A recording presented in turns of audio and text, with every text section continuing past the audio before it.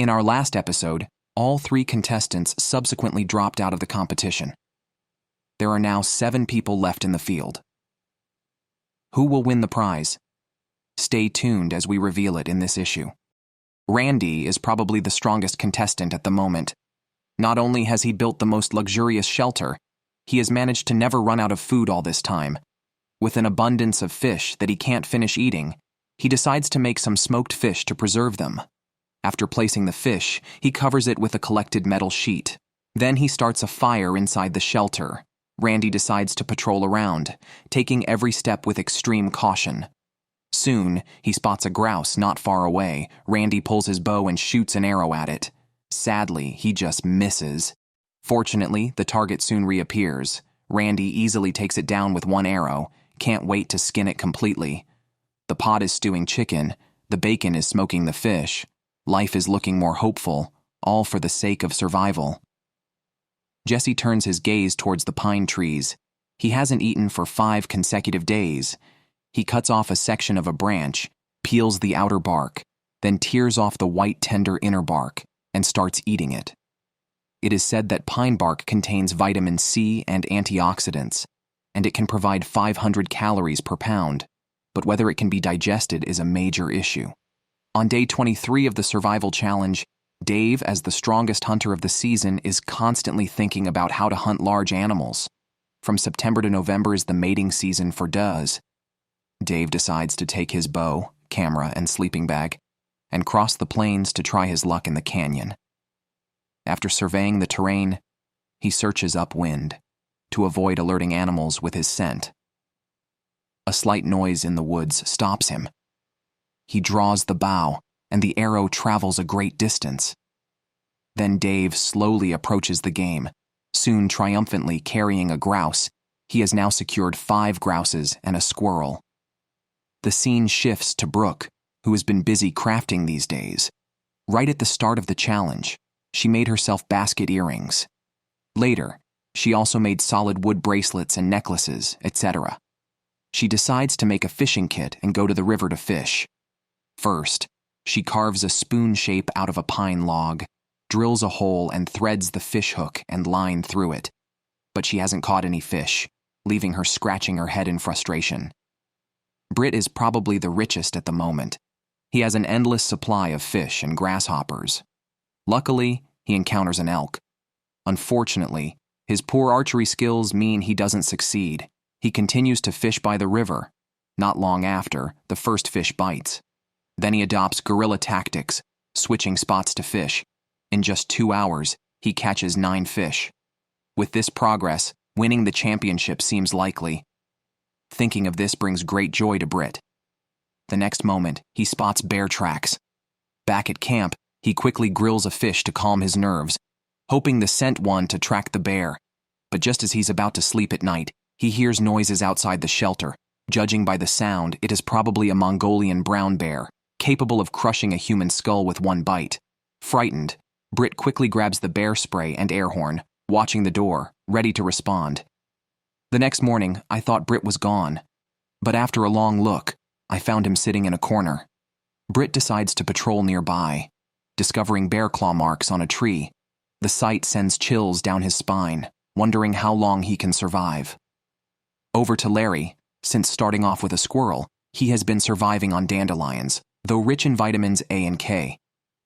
A vegetarian diet can't keep up nutritionally. He must catch some fish to supplement protein. Luckily, his fishing goes well today. Soon after, he catches a fish. Back at camp, he hurriedly grills the fish to replenish energy. Not sure if it's low blood sugar or lack of oxygen, but he suddenly falls flat on his back. Thankfully, he wakes up before the fish burns. Larry explains it's the diuretic effect of too much dandelion causing dehydration.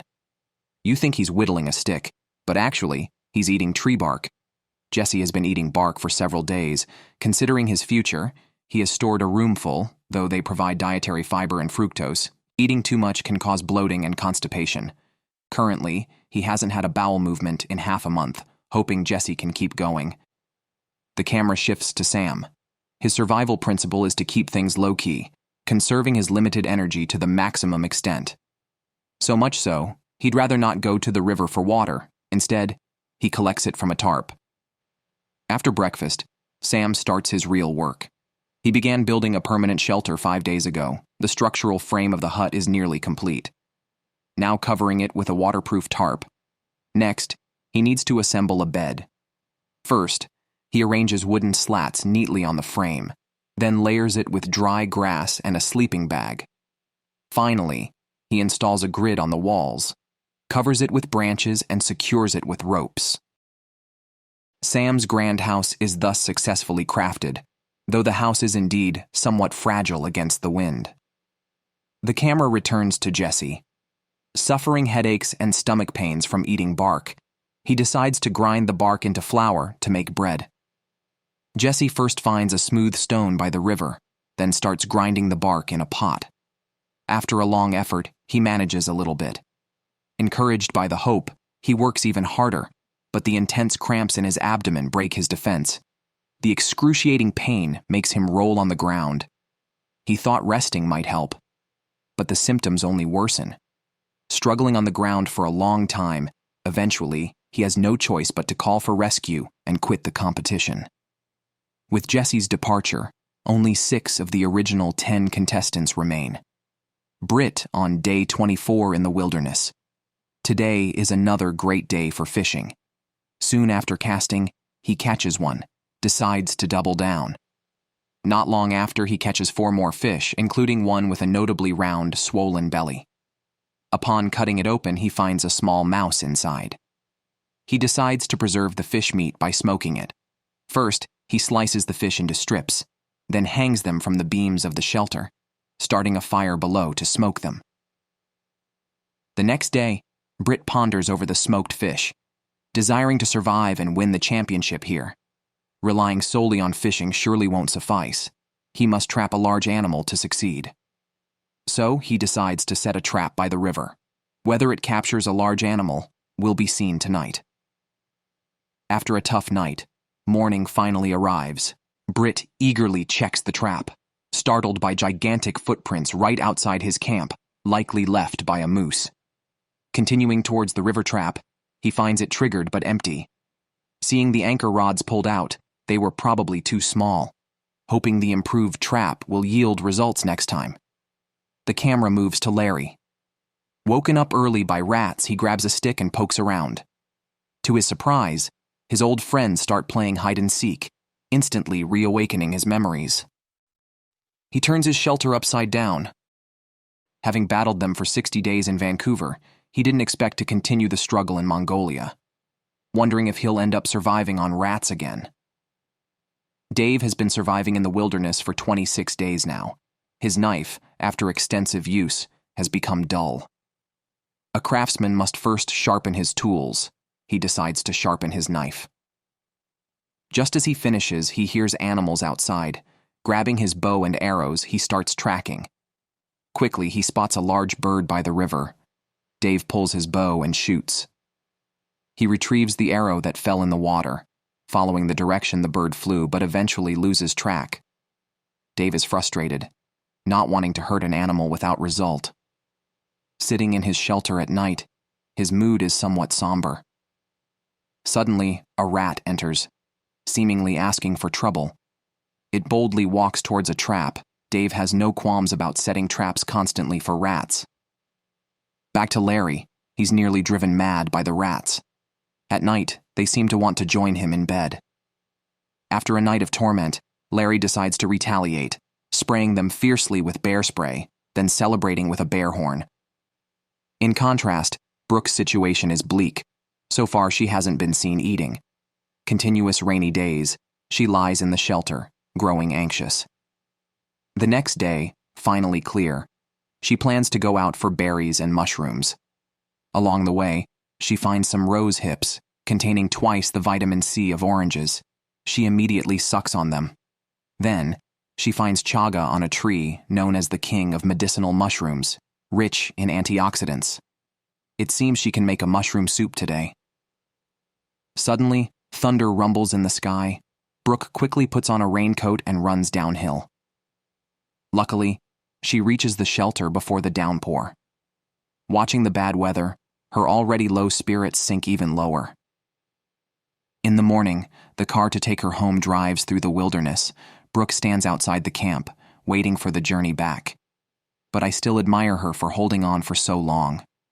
After Brooke's departure, only 5 remain. Sam prepared to check his fish trap today. Arriving at the river, he just pulled out the trap and took out some strip-like objects from it. After observing for a long time, he confirmed they were leeches. Sam threw the fish trap back into the water with a look of disgust and took the leeches back with him. In the following 2 days, the fish trap caught nothing. After much thought, Sam decided to make a spiked net. He then chopped down a sturdy willow tree, tied the net to it, and added a few stones. He eagerly ran to the riverbank. Whether the river was too fast or the stones too light, several attempts were unsuccessful. He had to take out his long-cherished leeches. Eating them raw could lead to parasites and diseases, so he decided to boil them for 5 minutes first. Then he threaded them on a wire and roasted them before boldly popping them into his mouth and chewing. The scene shifts to Randy. After getting up, he planned to go fishing today. He hadn't been at the river long when he hooked a fish, but just as he pulled it to the shore, it escaped. Undeterred, he cast his line again and quickly caught another. However, he slipped, but thankfully Randy had a good attitude and continued fishing, catching one fish after another. With the ones he had left over, he had about 9 fish, which boosted his confidence for future survival. Dave is definitely the strongest hunter in this wilderness season. He bagged a partridge early in the morning and started roasting it over charcoal. Remembering the big game he missed 2 days ago, Dave decided to make an atlatl, a powerful throwing weapon. He whittled a piece of wood into the shape of a sword, carved 2 round holes at the handle, and a notch at the tip for the projectile. With the propulsion device complete, he began making the spear, choosing a long, sturdy branch, smoothing its surface and sharpening the end. Now his throwing weapon was ready, powerful enough to send chills down the spines of nearby animals.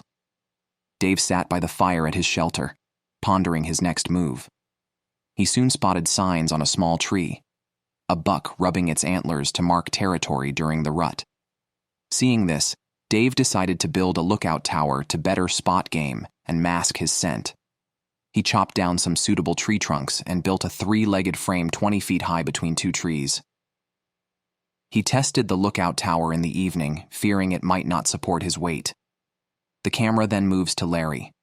Awakened by noises outside his shelter, he quickly greeted what turned out to be a pig approaching. Frightened, Larry got up to meet it. After a night of exchange, Larry went to check his traps. He had set a large trap days before, camouflaged with branches. The bigger the hope, the greater the disappointment. But fortunately, the bait was still there. Larry walked to a distant trap, which thankfully did not disappoint him, delighting him greatly. Larry continued to weave his net, combating the swaying ropes caused by the wind, which made the task more challenging. After a long time, he decided to rest, but just then a gust of wind annoyed him greatly.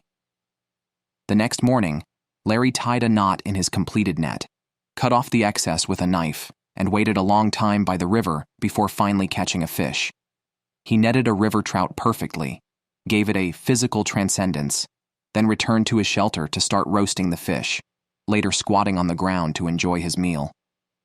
Randy decided to take his bow and arrows to search for other food, in case the fish supply suddenly stopped.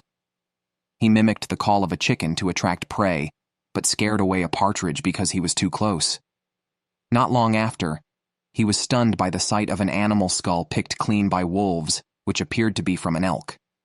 The sight sent a shiver down his spine, and he quickly headed back to camp with his gear. The camera shifts to Brit's side. He has been relying on fish for his livelihood all this time. Today, after fishing for a long time and changing countless spots, he ended up empty-handed. With no other choice, he heads towards the camp as night is about to fall. The scarcity of food has him eyeing the fish skin in his hands, especially since he hasn't caught any fish for 4 days now. He cannot afford to waste any food he has. In the evening, Brit lights a fire, unsure how to face the approaching harsh winter. Meanwhile, Sam has been surviving here for a month. he decides to improve his shelter by enclosing it with logs and securing them tightly, leaving a space for the door. He then finds some branches, trims them neatly, and assembles a square frame to attach. The next step is to add wind protection. He peels bark off the dry birch trees and layers it on. A decent-looking cabin is thus completed. At night, Sam sets up traps outside. Shortly after returning inside, he hears the sound of the trap triggering. A small mouse, crushed under a stone, delights him. He grabs a stick and strikes. Over to Dave, who has been aiming to catch a large game animal. Upon arriving at a canyon, he spots 3 deer. However, the wind is blowing in the wrong direction, carrying his scent towards the animals. He has no choice but to climb the slope and employ a flanking maneuver, carefully watching as he goes. Still, he ends up startling the deer. Dave runs towards the direction of the deer for a long time, exhausted and breathless. Watching the deer escape deeply saddens him. After a while, he prepares to set up camp. He gathers some dead trees, setting them up one by one, and encloses them in a conical shape. All that's left is to fill the gaps. A temporary relay station is thus established, hoping to catch a big game later. Larry was about to prepare a soup to replenish himself when he hears the trap trigger again. Delighted, he rushes to check and finds another mouse under the wooden plank. Larry resets the traps and barely returns inside when it starts to rain. The mouse comes back, and Larry wildly stabs with a stick but misses, only to collapse in frustrated rage. The next day, the outside is covered in a blanket of snow. Larry just wants to stay in bed, later lighting a fire to keep warm. After finishing a cup of tea, he decides to take a walk along the riverbank. Checking in with Randy, the gloomy weather outside makes him feel down. He decides to make something to pass the time, neatly arranging some wooden slats on a tripod and securing them with rope. After finishing, he lies on it. The next day, Randy can't help but miss his family. He prepares to climb the opposite mountain, hoping the view from the top will help him overcome his predicament. He crosses the jungle to the foot of the mountain, where a gentle ridge appears. Just following it all the way up will do. Upon reaching the summit, the distant view makes him involuntarily shout, believing that after releasing his stress, he can hold on for a while longer. Snowflakes are falling where Brit is. Having given up hope on fishing, Brit is surprised to see fish jumping out of the river. He quickly grabs his fishing rod and starts fishing. After many attempts and a long wait, he hastily pulls the fish to the shore. After a hearty meal, he lights a fire in the shelter. As night falls, he spots a little creature, takes the opportunity to attack with a stick, and after dealing with it, smokes it over the fire. The next morning, Randy wakes up feeling down, sitting under a large tree contemplating life. After much thought, he decides to try fishing. Just as he arrives at the river, snow begins to fall.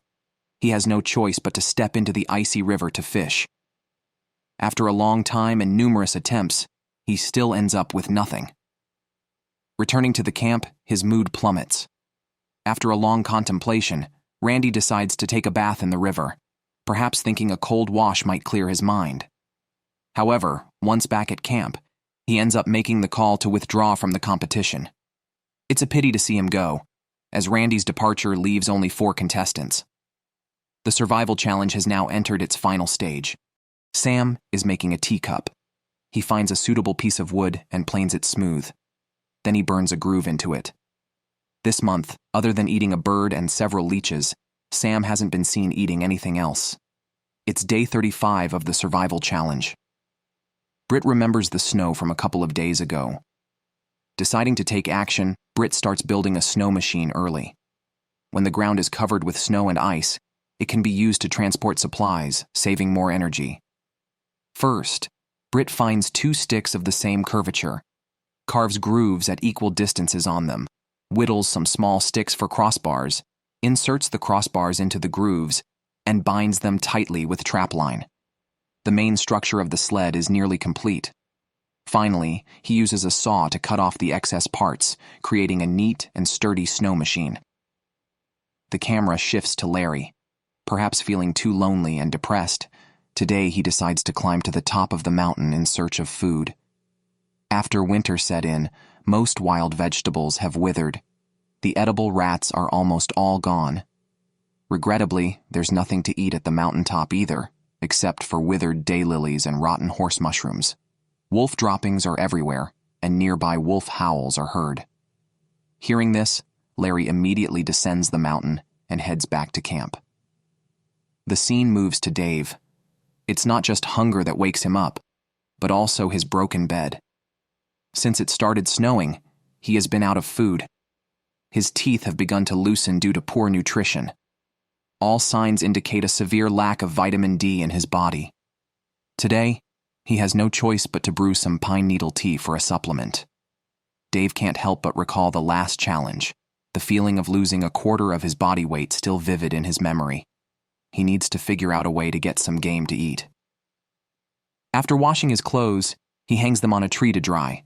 This effectively helps avoid disturbing the game with his scent. Dragging his tired body back to the shelter, it's day 38 for Sam in the wilderness. While others are desperately searching for food, this man starts carving a spoon in the shelter. Soon, he has made a spoon. After finishing the spoon, he begins to fortify the shelter, as the snowy conditions will make survival even harsher. Each cubic meter of snow weighs at least 19 kilograms. If the shelter's roof collapses, $500,000 will be lost.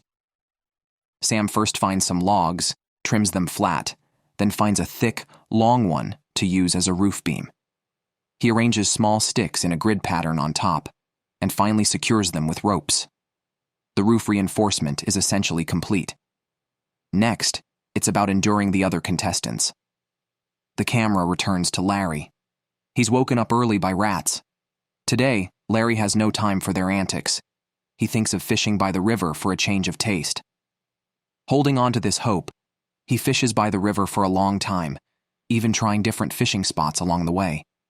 In the end, he catches nothing. Back to Brit, where a strong wind is blowing. He starts doing crafts to pass the time. He constantly thinks of spending more time with his parents and children. But to provide them with a better life, Brit keeps enduring. Humans have always lived in groups, and living alone is undoubtedly a huge challenge. The scene shifts to Dave.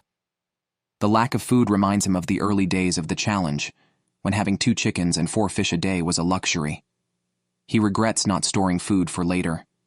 He has never given up on deer hunting during this period. Today, he decides to continue hunting from the lookout tower. He waits from noon until dusk, but catches nothing. Reluctantly, he walks slowly to the riverbank, contemplating life as he looks at the sunset reflected on the water. After much thought, Dave decides to voluntarily quit the competition. His survival skills are evident to all, but the constant lack of game is frustrating. In the end, Dave chooses to prioritize his health over the prize money. Health is the most important thing. It's day 39 for Sam in the wilderness. Today he plans to add new furniture to the shelter. First, he constructs a square frame with 4 sticks, then neatly arranges and secures some wooden slats on top. Next, he adds 2 cross-reinforcement bars at the bottom, and finally cuts off the excess parts. Sitting on it feels pretty good. Looking back at Brit, he plans to continue fishing by the river. Previously, using grasshoppers as bait worked well, but they have become hard to catch after the weather turned cold. He decides to make a bionic bait using umbrella rope and a fish hook. According to the rules, each person can only bring 25 fish hooks. After making this bait, he only has 6 left. The next day, he starts fishing early in the morning. Suddenly feeling a heavy tug on the rod, he excitedly starts reeling in the fishing line, but ends up without catching a fish, and the hook gets snagged. Silently, he walks back to camp. The scene switches to Larry. It looks like he won't be catching any mice for a while, so he shifts his focus to dandelions. He takes out his stored supply and starts boiling them in a pot. As he eats, he sighs, encourages himself to keep going, and hopes the dandelions will help him through tough times. Today marks the 40th day of the challenge. Sam not only has to solve the food problem, but also fend off the extreme cold, dipping to -40 degrees. To prevent sudden temperature drops from freezing him to death, He first thinks of stockpiling some firewood. Sam admits that he brought some emergency rations, which is a legitimate operation taking up the space of 10 items. Currently, he hasn't eaten any protein for 7 days. The scene moves to Brit. The leftover water from last night has frozen. After heating it up, he takes a few sips for breakfast. Despite the snowflakes drifting in today's sky, nothing can stop a fisherman's progress. Because even catching a small fish at this late stage could help increase his chances of surviving a few more days. Unfortunately, after a long wait and changing fishing spots, his hands froze stiff without catching a single fish. Back to Larry. To keep himself busy and integrated into the challenge, he decides to make goggles from birch bark to prevent snow blindness after heavy snowfall. First, he uses a knife to peel the bark off the birch, measures the eye distance with his fingers, drills holes, ties the straps, and puts them on his face. Outside, heavy snow drifts down, and inside, Larry is overwhelmed with thoughts. Hunger, loneliness, cold, and solitude hit him all at once. The next day he writes a love letter to his wife, and unable to hold back tears, cries bitterly. After much hesitation, he makes the call to quit the competition. After Larry's departure, only 2 contestants remain. The challenge continues today, 41. The Mongolian wilderness is now covered in ice and snow. It's been a long time since the scene of Sam eating leeches, and today we finally see him eating again. But does the ground-picked ice cream he consumes really provide him with enough calories? Sam plans to build an atlatl. First, he secures a horizontal beam between 2 trees, then finds a thicker stick for the falling wood, and sets it up in a trigger device. As soon as an animal steps on the base stick, the falling wood will instantly drop and kill the prey. Back at the shelter, Sam makes a fierce declaration for his wife and child that he will stay till the end, even if he has to lie down. The scene moves to Brit, who appears exceptionally excited in the snow, insisting on performing a stunt for everyone. Given his current spirit and the 2 smoked fish hanging inside the cabin, it seems he could last a while longer. A few days ago, he made a sled intended to haul some firewood, but he was out of breath after just a few meters, feeling like he was plowing the field with the sled. Nearby animal tracks prompt Brit to immediately set a trap, tying a noose to the triggering mechanism with bait, securing it to a small tree, and camouflaging it with pine branches. After the busy work, he lies in the snow, thinking of his family, his greatest motivation to persevere. The survival challenge reaches day 44. Sam decides to check the trap to see if he has caught anything. Unfortunately, although the device was triggered, there was nothing under the falling wood. He silently restores the trap. Having not had any protein intake, he is almost at his limit. Brit has also had no success recently. He can only sit by the fire at the shelter, encouraging himself. The days ahead will be a true test of willpower. Perhaps lying down is the best way to conserve energy. The 2 hibernation masters begin their final contest. Brit considered fishing again, enduring the cold river water for a long time, but in the end, he saw not a single fish. On day 56 of the survival challenge, Sam and Brit both pick up the phone. A yellow car comes through the mountains, but who is it here to pick up? As the crew approaches, they see Brit, exhausted in body and spirit. Even though he didn't win the championship, he earned respect and gained valuable experience. On day 60, Sam still has the energy to make snowshoes, which is impressive. Today is the routine medical checkup day for the show. If there are no health issues, Sam will be the champion. After the medical check, Sam bursts into tears.